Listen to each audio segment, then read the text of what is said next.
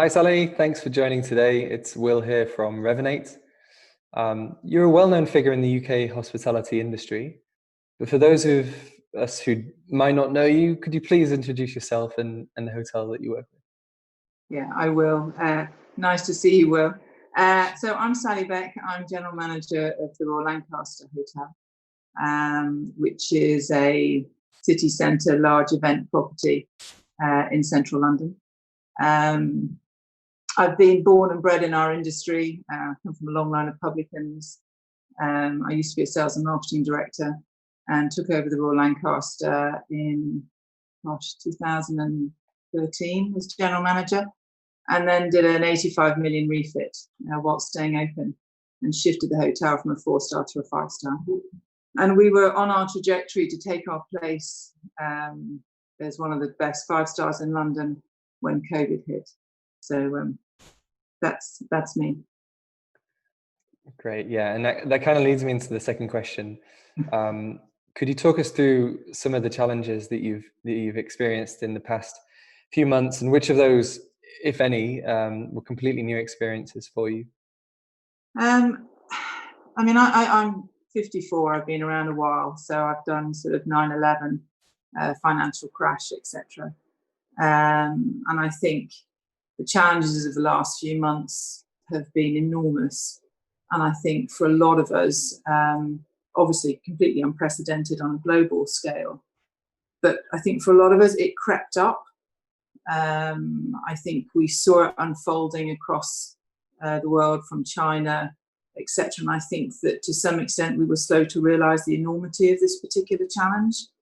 And I think that dawning realisation has been sort of what's been happening since we've all been in shutdown. And I remember seeing Italy shut down and thinking, well, I'm sure that it won't be as bad when it gets to the UK. We surpassed Italy a while ago. So I think the spread of it, the enormity of it, has been a totally new experience, not only for me, but I think for all of us. That's been very challenging. Some of the other challenges is shutting the hotel. I was immensely proud to have kept the hotel open during our 85 million refit. And I really didn't want to shut it.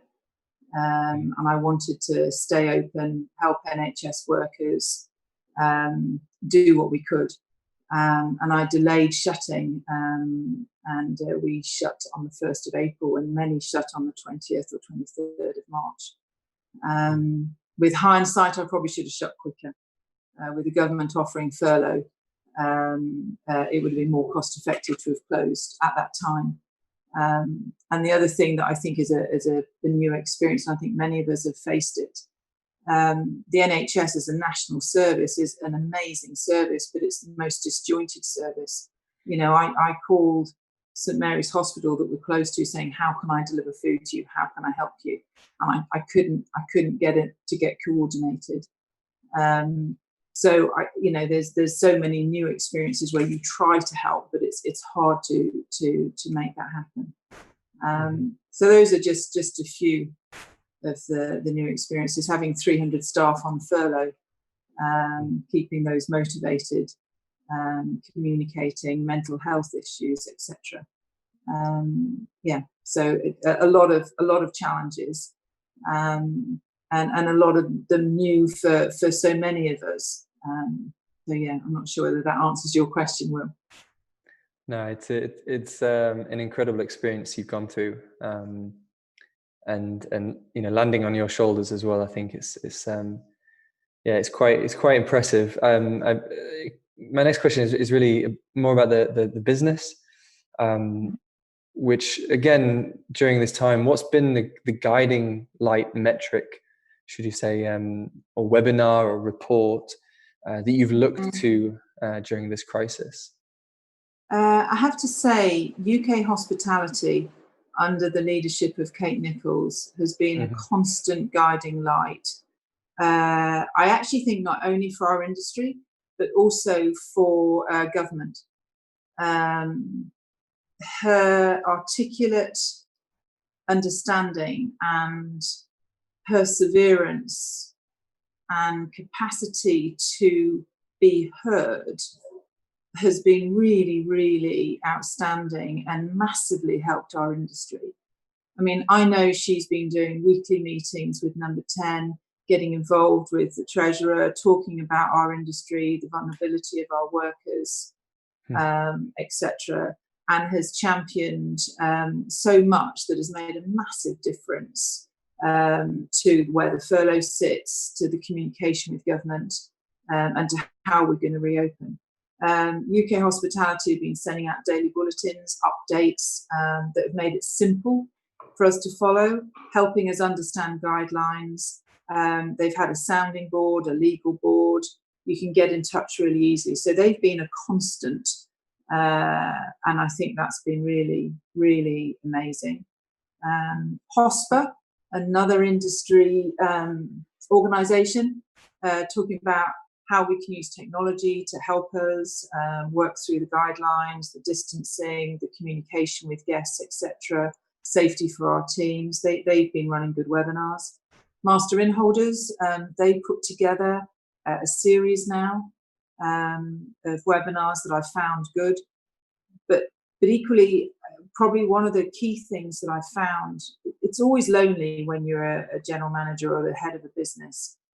And I think being able to reach out to everybody else, we're all in the same boat.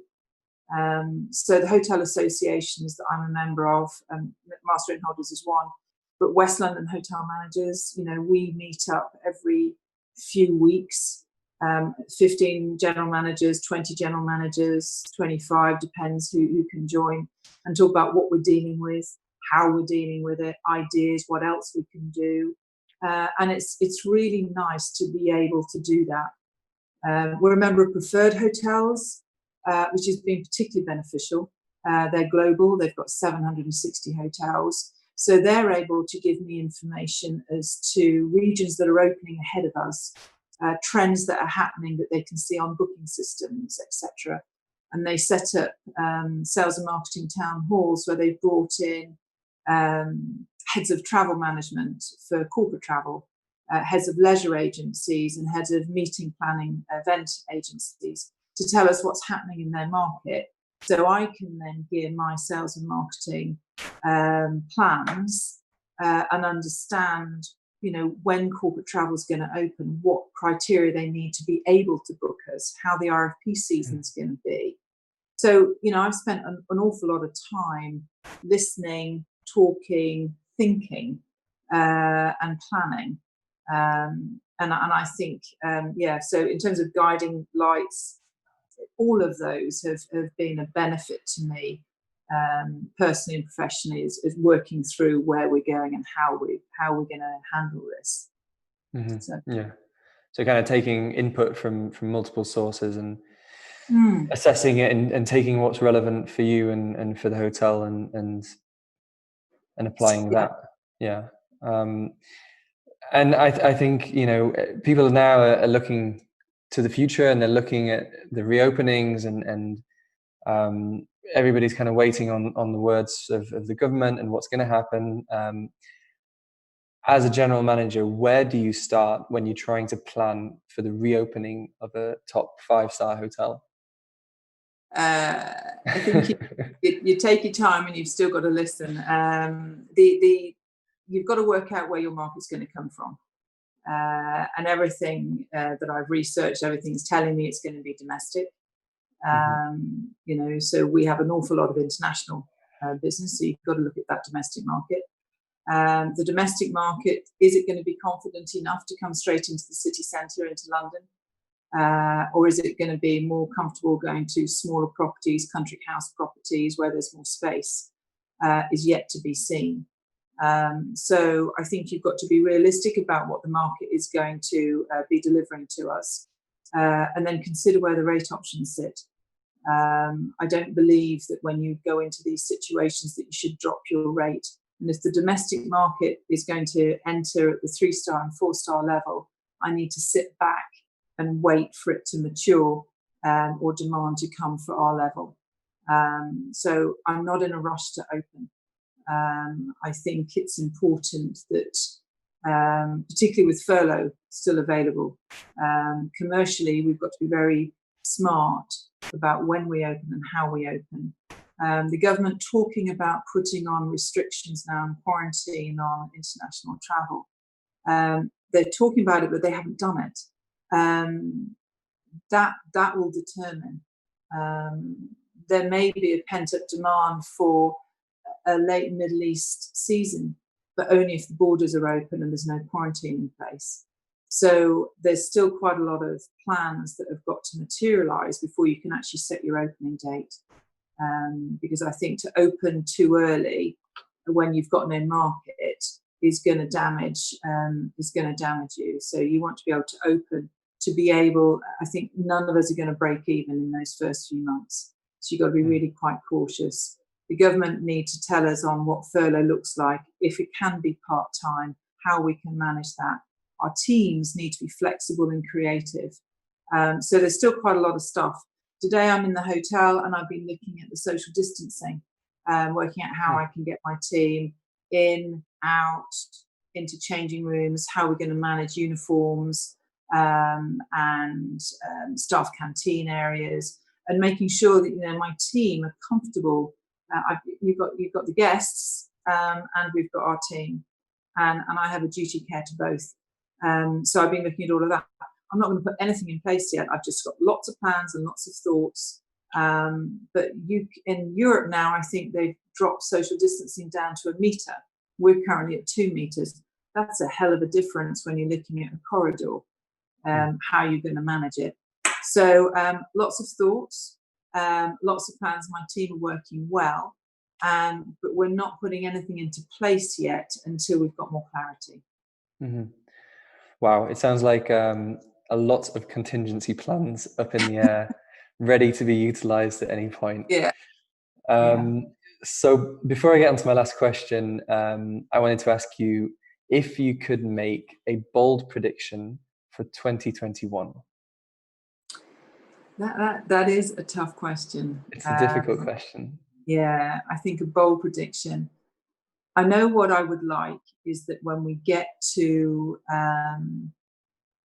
September, October next year, which to my mind, if I'm going to be open, it's going to be sort of August, September at this stage, that a year on, we're in profit and we're looking at maybe 20 or 30% down from where we would have been in 2019. If I use 2019 as the benchmark where it was a good full year, I would think that would be a cracking way to end 2021, a year in, if we were only 30% down, being the first 6 months hopefully beginning to break even and the latter 6 months making profit. I think that would be a really cracking place to be. But there's an awful lot of water to go under that bridge yet, as to whether that will actually materialise. As a large events hotel, there's an awful lot of our clients that have moved from sort of March, April to the summer, and then they've gone from the summer to autumn, and now they're moving again because of social distancing into sort of the winter time. So I've got a hell of a lot of pent up demand that I'd really like to use. The Euros were coming to London last year. They're coming this year. If they do come and they can run full stadia, then that would be a massive boost to London and the UK, and that will then help all of us. There's still so many unknowns, but I think that would be my bold prediction, and I'd just totally love it if that comes off. Me too. Yeah, I hope that comes true. Okay, so on to the last question now, and it's a lighter note. So what are you personally looking forward to doing when all of this clears up? I would like to have some fun. I think for a lot of team members, they're on furlough and you'd think everyone's relaxing. I think there's a lot of worry and concern. My daughter's 18th birthday is happening next week. It's not going to be half as much fun as we were hoping. As much as I'm either working from home or I'm in here, and it's not been a lot of fun. And I would really like to have some fun. I think we, and be able to know what's happening and to be able to plan effectively. So I think personally, a little bit of fun. I second that. Well, Sally, thanks so much for joining today. Really appreciate it. And have a great rest of the week, and I'll speak to you soon. Thank you very much, Will, and good luck to you too. Thanks.